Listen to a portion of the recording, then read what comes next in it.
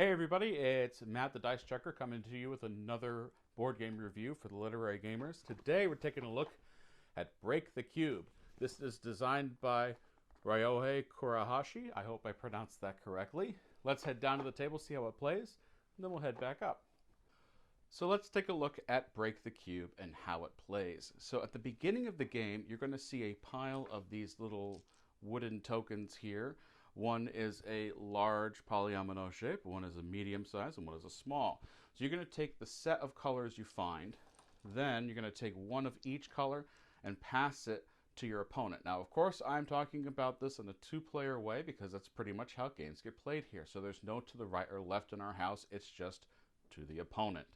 So they're going to take that and put them in front of their screen while they give you three of theirs. And you're going to put them right here next to this little chart.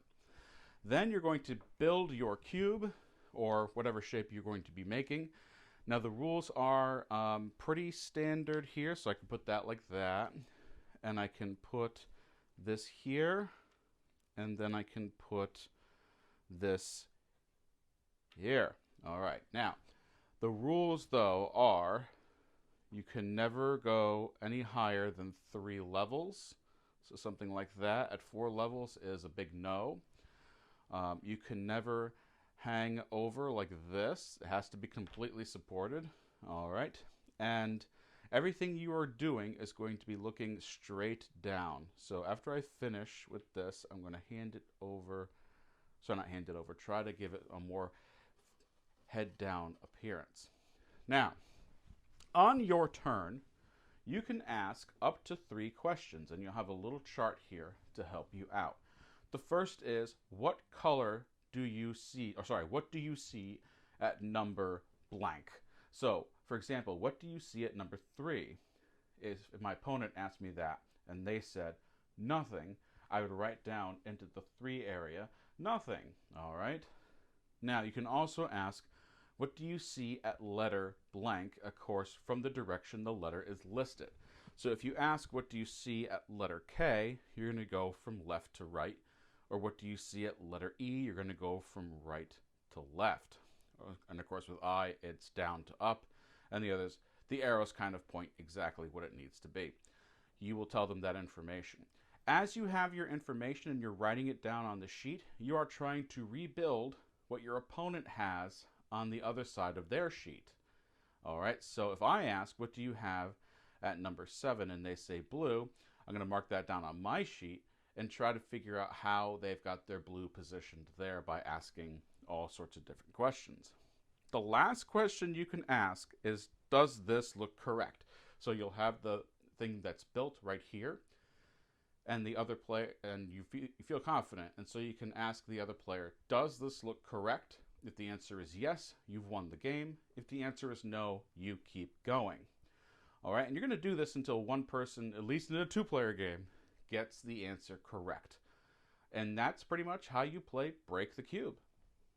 So that's Break the Cube. This is a nice little deduction game that has been given to us by ELO. And what are my thoughts on this?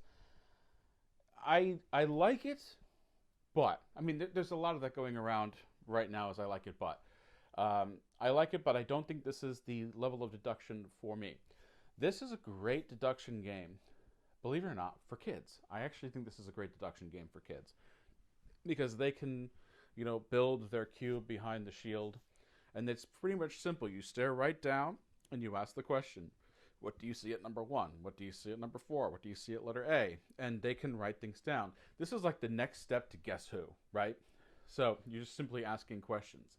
There's not a lot of stuff going on with the deduction and the social deduction and playing against Sherlock Holmes, where Sherlock Holmes brings you into the room at the end and calls you an idiot, or Chronicles of Crime, where you're scanning stuff. This is a great, quick little deduction game. Now, when I first read the rules, I'm like, this game's going to go on and on. But as soon as you get enough information from your opponent and you're building stuff and asking eventually, is this correct? You know you have all the stuff in hand. You just need to recreate the cube of what you're doing. So I really think that this is a neat deduction game. Now, of course, we only played it with 2 players. That's how things go in our house. So, of course, every once in a while, You're like, are you lying to me? It feels like you're lying to me. But that's not really what's going on here.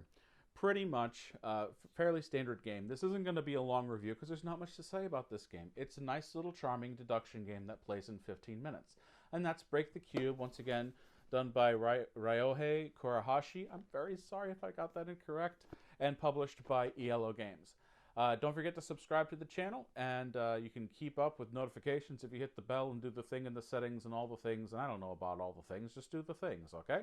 That's Break the Cube, everybody. And I'm Matt from the Literary Gamers, and we'll see you next time. Bye.